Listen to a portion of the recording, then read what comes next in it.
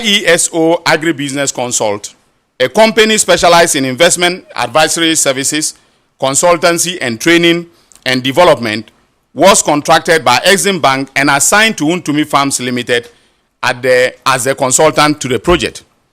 The key function of IESO Agribusiness Consult was to provide technical assistance to Wontumi Farms Limited. On February 14, 2018, EXIM Capital Limited, a company that specializes in financial technology services, cash management services, distribution of custom banking and payment software packages, was also contracted by EXIM Bank and assigned to Wontumi Farms to provide a platform that will facilitate staff salary payments, customization, integration, POS, terminals, and biometric cards for the farm hands that were to be employed by Wontumi Farms Limited. Wontumi Farms Limited was to provide EXIM Capital Limited with a database of all workers, from which EXIM Capital Limited was to integrate the workers on a payment platform. EXIM Capital Limited would then receive funds directly from EXIM Bank for onward disbursement to workers, to the workers' wallets as salaries and allowances. Ladies and gentlemen, Wontumi Farms Limited failed to provide a database of farmers, of farm hands to EXIM Capital, as there were no farmers working on the land, no farm hands working on the land. According to witnesses, Chairman Wontumi, as CEO of Wontumi Farms Limited, insisted and put pressure on EXIM Capital and EXIM Bank to transfer the 400,000 meant for the workers to Wontumi Farms Limited on the basis that the youth who were involved in Galamsey were not used to complex electronic payment systems and wanted to be paid in cash.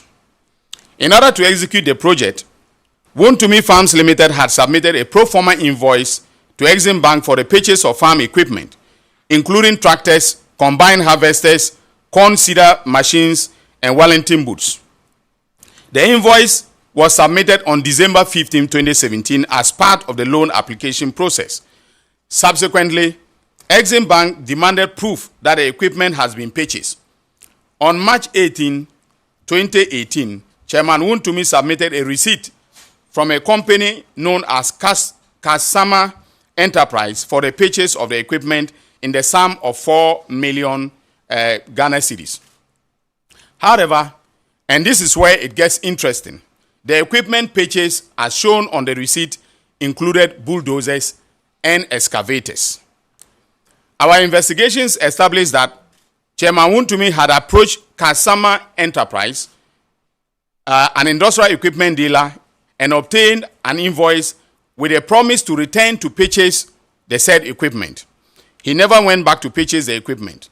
Instead, and this is where the criminal enterprise began, he forged the invoice he obtained from Kasama Enterprise by removing the word invoice and replacing it with receipt. This forged receipt was then submitted to EXIM Bank as proof that he had purchased the equipment after the disbursement of the loan facility. Investigations established that Chairman Wontumi did not purchase any equipment and as such could not register any equipment in the joint names of EXIM Bank and Wontumi Farms Limited as per the loan conditions, even though funds were disbursed to him to that effect, a contract, but constitute acts of criminality by no means a person than the regional chairman of the then ruling party. In the circumstances and the face of the evidence we have gathered in this investigation, thoroughly conducted by the Economic and Organized Crime Office, we have made the decision to prosecute Wontumi Farms and its directors with defrauding by false pretenses, forgery, and causing financial loss to the state in the sum of 24,255,735 Ghana cedis. After the Christmas break, when we resume work, it might be that this figure would have increased because the interest on the principal keeps compounding. And so we will get the exact figure of the amount that is involved in this, criminal enterprise from the EXIM Bank before we file charges in court.